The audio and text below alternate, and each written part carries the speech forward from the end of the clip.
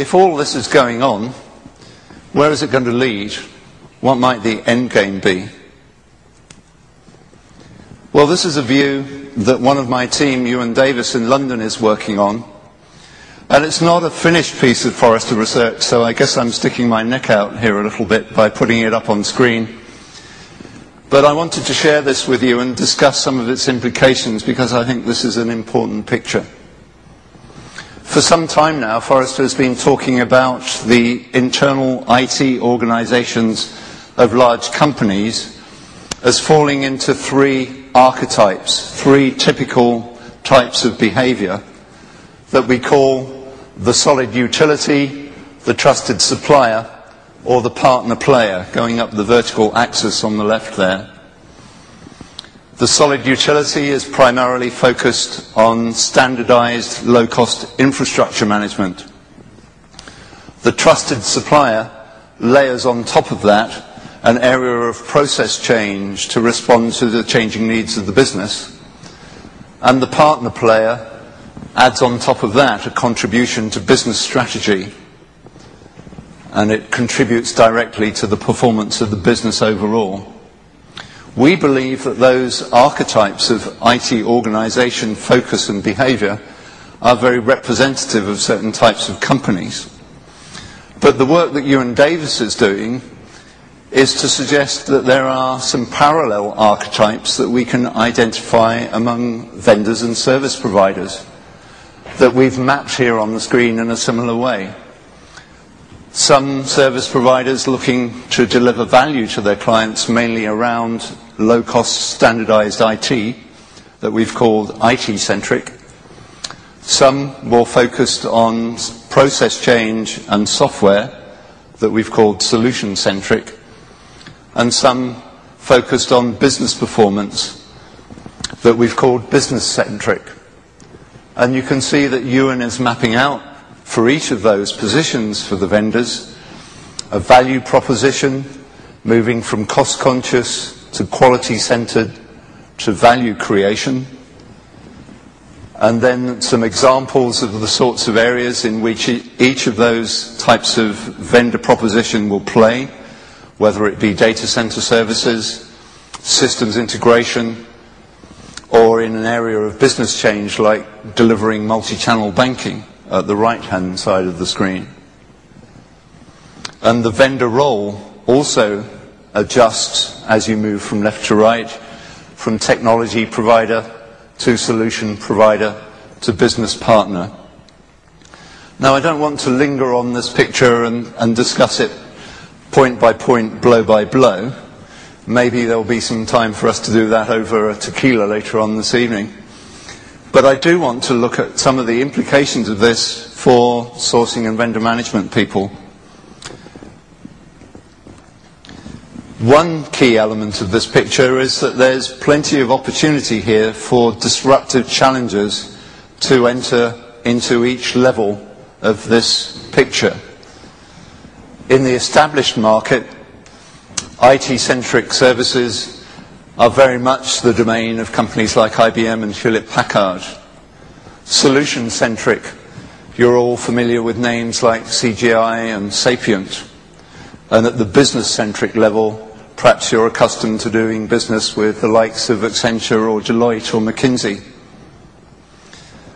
But there are new entrants coming into each of these levels of value delivery, whether it be the Indian firms, which are playing right across this landscape, or the telecom operators that want to come and manage your IT infrastructure for you, or companies like IBM and EDS moving into the business-centric services with more powerful consulting offerings. But I believe that the most disrupted sector over the next 3 to 5 years is going to be this element about solution-centric services, where we see a whole swath of new entrants coming in, including web upstarts like Google, which just recently signed up a deal with Capgemini to deliver Google apps in a customized way to enterprise clients, including hardware innovators like Cisco, including software as a service providers like Salesforce.com, and I could go on and on listing companies that are coming in and trying to disrupt that area of the services market. Maybe this is not a framework that will help service providers themselves to focus and polish their value proposition, although Ewan and I both hope that it might be. But I think it really is a framework that can be helpful to sourcing and vendor management to help you to be clear in your minds about what value of services you're looking to acquire from service providers and what types of characteristics those service providers need to have to be successful. So my final slide actually focuses in on those issues. What are the characteristics of winning tier 1 providers in this picture? The large service providers that are going to be most important in the lives of the large companies represented in the room. Well, at the IT-centric level, the primary specialization of a company is going to be around horizontal, low-cost managed services. It's going to have a global delivery model that's based on distributed horizontal services structured for lowest delivery cost. And its value proposition will be about agile, excellently standardized IT, rationalized, virtualized, and modernized. At the solution-centric level, that picture is different. The primary specialization is going to be process-focused. And the global delivery model that will apply will be one with a fully developed, vertically oriented front office deployed locally in markets like the US, married to fully developed low-cost delivery capabilities in the offshore or nearshore locations. And the value proposition will focus on process improvement and things like staff productivity gains or client customer impact arising out of the software changes deployed. And finally, at the business-centric level, the primary specialization will be industry-focused.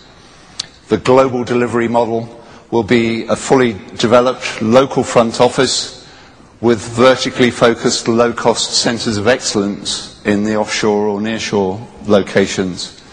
And the value proposition will focus on business performance improvement for the client. These are really distinct value propositions and characteristics for the different tiers of value delivery. And I think it's becoming increasingly clear to many service providers that they can't be equally excellent at each of these 3 levels of service delivery. And even the very largest companies are beginning to question whether they can compete effectively across this entire landscape. So you, as sourcing people, need to be aware of that pressure and aware of the different levels of value and the different models for value delivery that exist at these different levels of service delivery.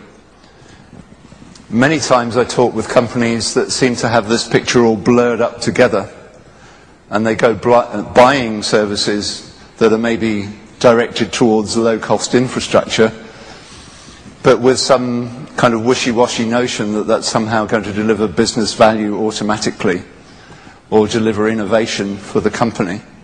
These things need to be separated out from one another and dealt with in a very precise